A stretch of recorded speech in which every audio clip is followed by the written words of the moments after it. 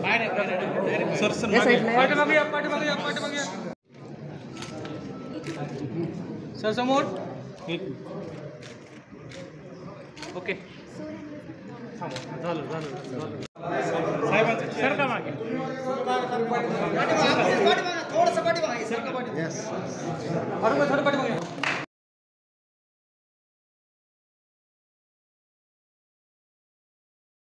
आणि येथील शेतकऱ्यांचं समृद्धी मिळावी या उदात्त हेतूने ज्याने हे महाविद्यालय या भागामध्ये सुरू केलेलं आहे असे माननीय आमदार प्राध्यापक राम शिंदे साहेब यांचं मनपूर्वक स्वागत.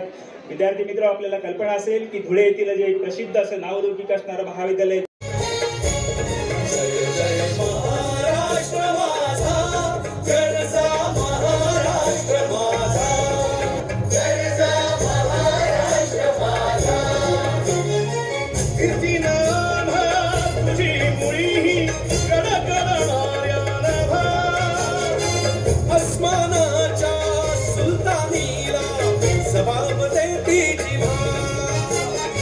सह्याद्रीचा सिंहगड शिवशंभू राजा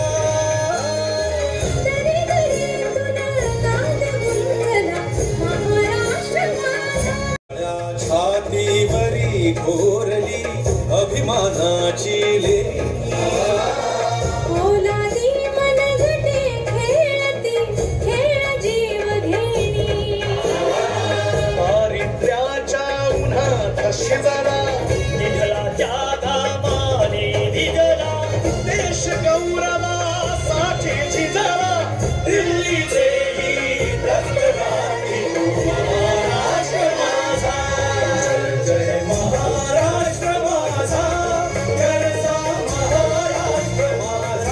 दिलेले आहे आणि त्याचाही पाठपुरावा आपला चालू आहे. ती आपलं काम सुरू आहे. त्याचप्रमाणे महाविद्यालय बाबतीत आता आपले डीन साहेब आहेत, त्यांनी रिक्त पदांचं सांगितलेलं आहे. 65 पदे मंजूर आहेत. फक्त त्याच्यापैकी 7 आणि आपले शिक्षक आणि उरलेले 8 हे असे शिक्षकेतर कर्मचारी 15 फक्त आपले भरलेले आहेत.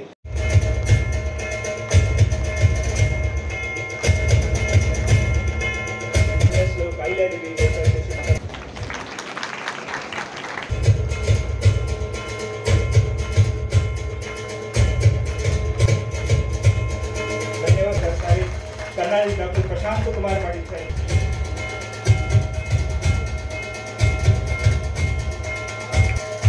धन्यवाद. उभारणी झाली आहे अशा पद्धतीचे त्यांना.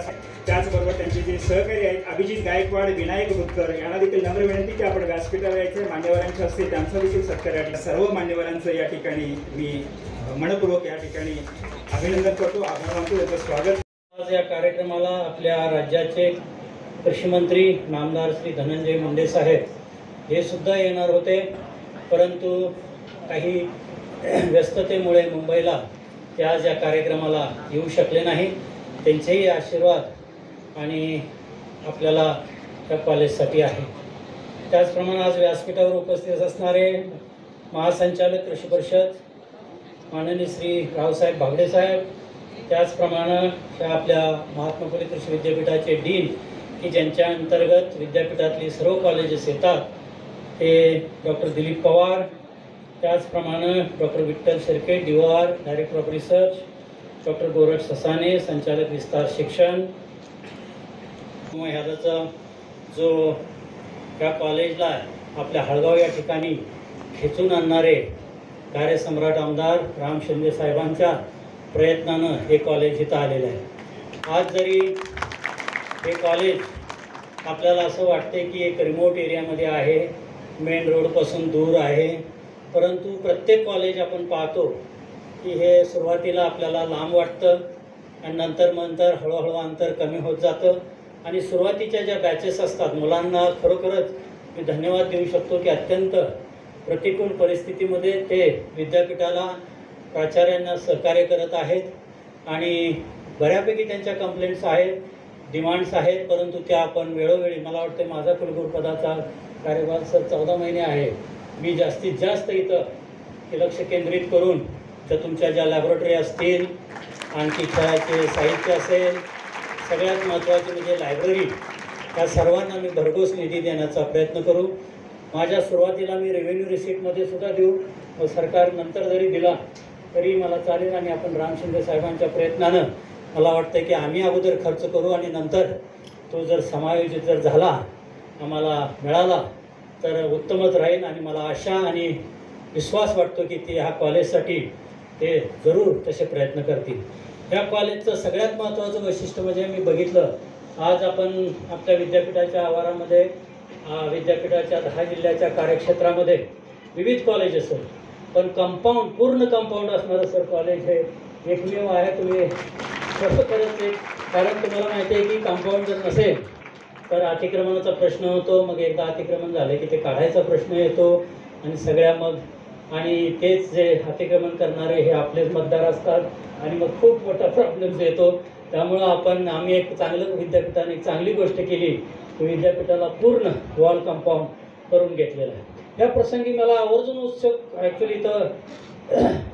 आवर्जून उल्लेख करू वाटतो की हा जो रस्ता आहे या रस्त्याला बऱ्याच वर्षापासून आम्ही शेतकऱ्यांच्या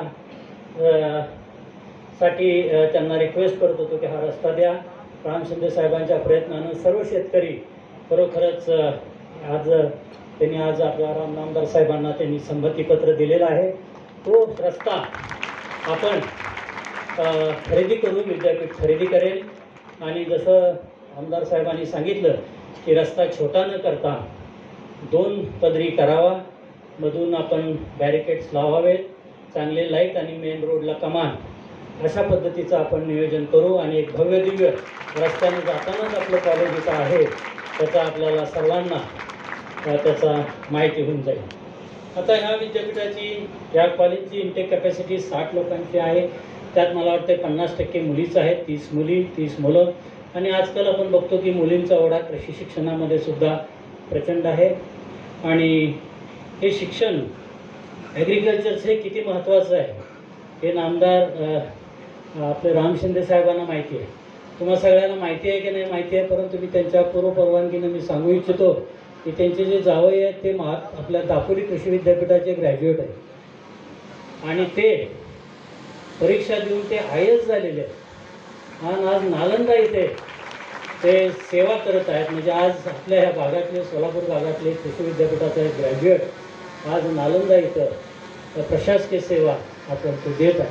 म्हणून प्रतिकूल परिस्थिती येत असते. त्या प्रतिकूल परिस्थिती आजकाल तुम्हाला माहिती आहे की वायफायच्या माध्यमातून, यूट्यूबच्या माध्यमातून बऱ्याचशा आपल्याला ज्ञानाचं कवाडं खोललेली आहेत आणि त्याचा आपण वापर करावा. आणि मला वाटतं की आपण आपलं जीवन समृद्ध करावं. आणि आपलं जीवन समृद्ध करत असताना शेतकऱ्यांच्या जीवनामध्ये सुद्धा कसा आमूलाग्र बदल होईल आपल्या ज्ञानाच्या रूपानं तेही आपण पाहणं गरजेचं आहे. पूर्ण एरिया आपल्या इथं 103 एकराचा एरिया आहे. तो हळूहळू त्यातला जो 30-35 एकर जो एरिया आहे ते हळूहळू आपण डेव्हलप करायचा प्रयत्न करतो आहे. पाण्याची समस्या आहे. आपण 2-3 विहिरी विकत घेतलेल्या आहेत.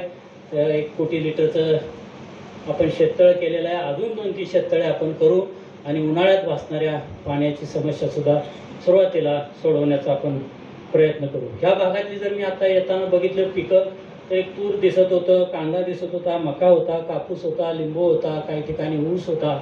आणि अशा प्रकारच्या म्हणजे बहुआयामी जे डायव्हर्सिफिकेशन आहे ॲग्रिकल्चरचं. आणि जमीन खूप सुपीक आहे. आणि मला वाटतं की आपले जे विद्यार्थी असतील, प्राध्यापक असतील ते शेतकऱ्यांना मदत करतील.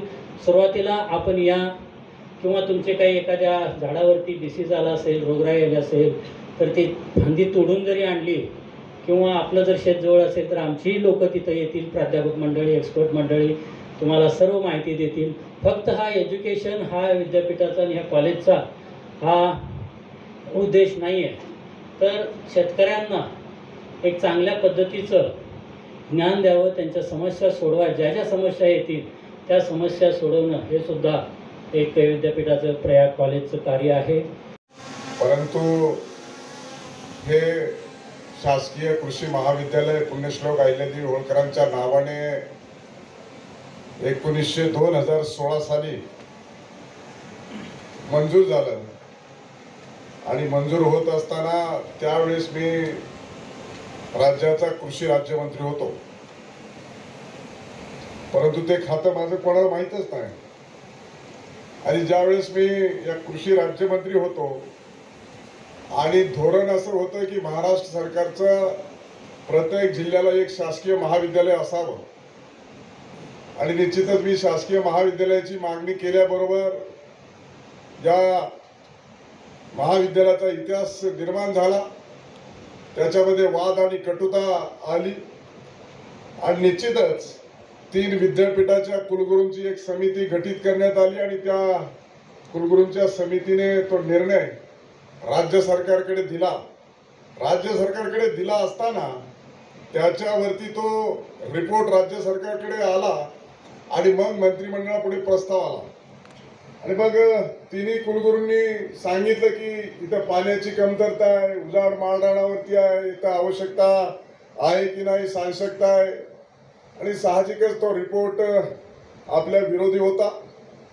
परंतु राज्याच्या मंत्रिमंडळामध्ये मी असल्यामुळं माननीय तत्कालीन मुख्यमंत्री देवेंद्रजी फडणवीस साहेबांना सांगितलं काही झालं तरी आमचा जिल्हा एवढा सदन आहे, शुगर फॅक्टरीज आहेत, मोठे मोठे शेती चांगली, डॅम आहेत, पण आमच्या भागाला वरदान ठरणारं हे कृषी महाविद्यालय होऊ शकतं की उपलब्ध प्राप्त पाण्याच्या मध्ये आमचे शेतकरी चांगल्या पद्धतीने कमी खर्चामध्ये जास्तीचं उत्पन्न जर घ्यायचं असेल तर त्यांना अलीकडच्या कालखंडामध्ये त्यांना वेगवेगळं त्याच्यातलं ज्ञान प्राप्त झालं पाहिजे आणि म्हणून आमच्या भागामध्ये महाविद्यालयाची आवश्यकता आहे आणि तो तातडीनं 5 जुलै 2016 रोजी हा निर्णय महाराष्ट्र सरकारने पारित केला.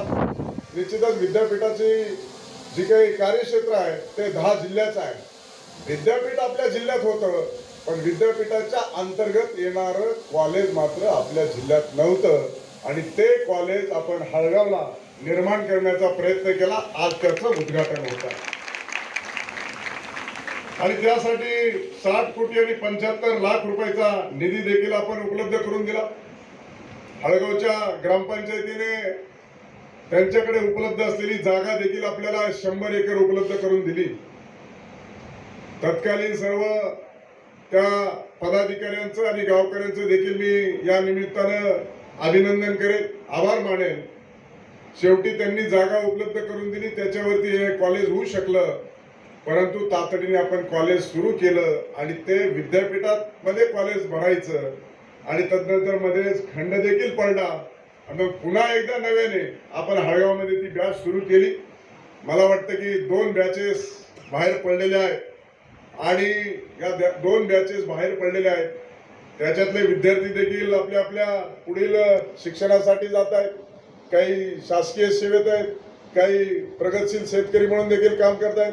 अशा पद्धतीचा अहवाल देखील प्राप्त झालेला आहे आणि दरम्यानच्या काळात कुलगुरूंनी मान्य केलं, प्राचार्यांनी मान्य केलं की विद्यार्थी अतिशय तोकड्या सुविधेमध्ये हे शिक्षण घेत आहेत आणि प्राचार्यांनी त्यांना शिकवायचंय, प्राचार्यांनी त्यांना सांगायचंय, पण प्राचार्यालाच विद्यार्थी सहकार्य करतात अशा पद्धतीचं वक्तव्य देखील मी व्यासपीठावर ऐकलं.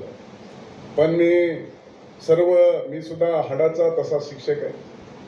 पण तुम्हाला सांगतो, जो प्रतिकूल परिस्थितीमध्ये मात करतो तोच खऱ्या अर्थानं जीवनाला यशस्वीतेला गवसणी घालतो, हे आपलं ब्रीदवाक्य आहे. त्यामुळं किती कष्टाचं आणि मेहनतीचं काम पडलं तरी तुम्हाला या कॉलेजमधून निश्चित स्वरूपामध्ये ऊर्जा मिळाल्याशिवाय राहणार नाही. आणि म्हणून कॉलेजकडे येत असतानाचा रस्त्याचा देखील प्रश्न आहे आणि रस्त्याच्या प्रश्नासंदर्भामध्ये देखील कुलगुरूंनी सांगितलं. मी तर कुलगुरू महोदय याचा 2018 साली भूमिपूजन केलं, त्याच्यानंतर रात्रीच या कॉलेजच्या प्रिमायसिसमध्ये आलो आणि साहजिकच या बाजूने प्रवेश देण्यासंदर्भामध्ये काही जागा आपल्याला आवश्यक होती आणि त्या जागेच्या संदर्भामध्ये कारवाई देखील आज तागायत अपूर्ण आहे म्हणून रस्ता देखील चांगला होऊ शकला नाही. अनेक विद्यार्थी आणि विद्यार्थिनीच्या पालकाला देखील आपलं कॉलेज सापडत नाही अशी स्थिती आहे. ना बस स्टॉप आहे, ना तिथं थांबा आहे, ना कॉलेज येऊन गेलं तरी ती लक्षात पण येत नाही आणि म्हणून तिथे एक चांगलं प्रवेशद्वार असलं पाहिजे, त्याचबरोबर तिथे एक चांगला रस्ता देखील असला पाहिजे. आणि म्हणून या 6 शेतकऱ्यांनी आपल्याकडे त्यांची संमती देखील दर्शवली आहे जिल्हाधिकाऱ्याच्या मार्फत भूसंपादन देखील केलेले, त्यांचा महाविजा देखील त्यांना मिळणार आहे. आणि म्हणून मी आपल्याला विनंती करेल की या शेतकऱ्यांचा तुम्ही मान सन्मान करा. त्या शेतकऱ्यांची मी नावं घेतोय: सीताराम मोतीराम ढवळे, त्याचबरोबर विश्वनाथ मोतीराम ढवळे, मारुती बन्सी ढवळे, धनंजय बन्सी ढवळे, सुभाष अर्जुन ढवळे, आबासाहेब अर्जुन ढवळे आणि बाबासाहेब सीताराम ढवळे. या सर्व शेतकऱ्यांचा तुम्ही कॉलेजकडे येत असलेला रस्ता त्यांनी आजपासून एकतर मंत्री महोदयांकडेच हे पत्र देणार होते. आलेत का तिकडे? या वरती या, सगळे वरती या.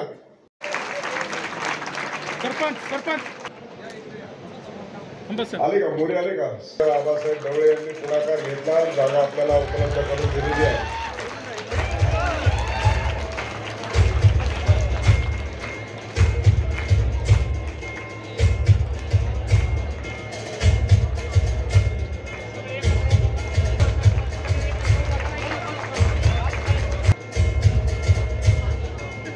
जय बाबा की.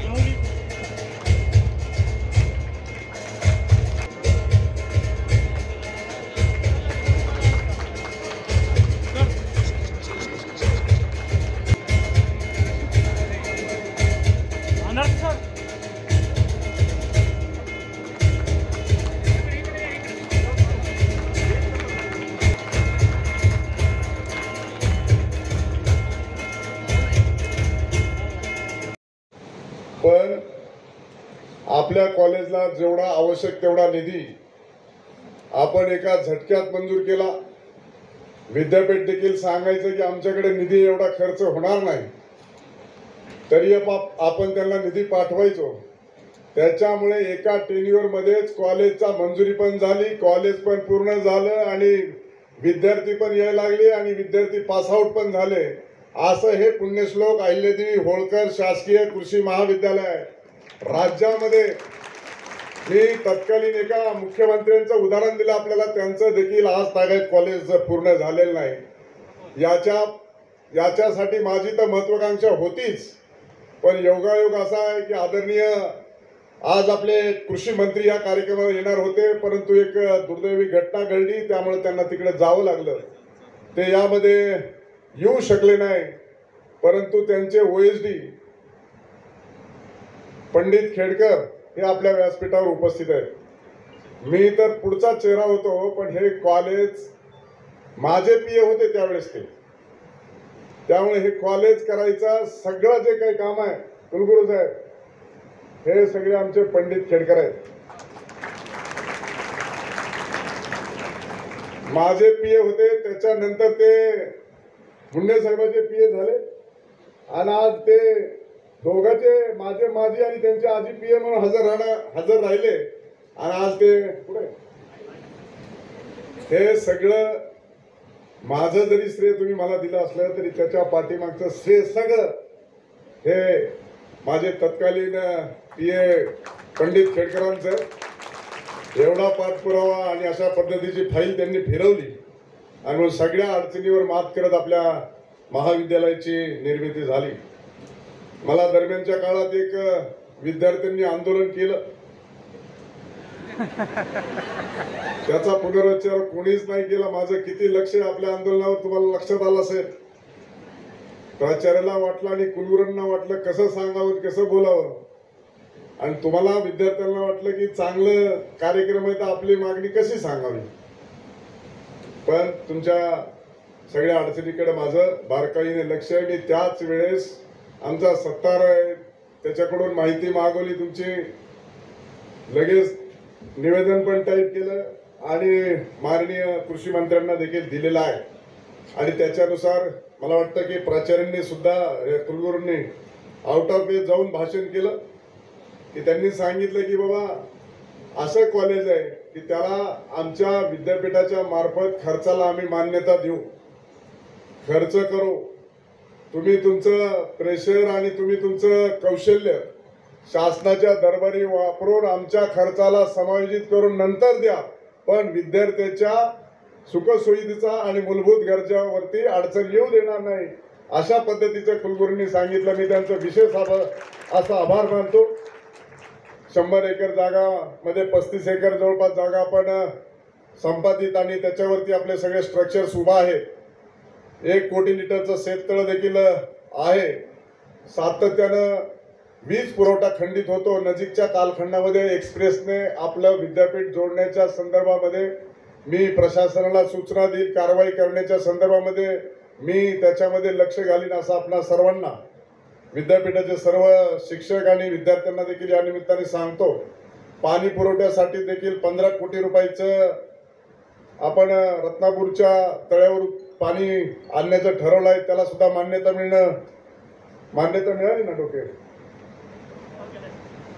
20 कोटी रुपयाचं ऑडिटोरियम हॉल आणि 15 कोटी रुपयाची पाणी पुरवठ्याची योजना याचा हायपॉवर कमिटीकडे प्रस्ताव गेलेला आहे.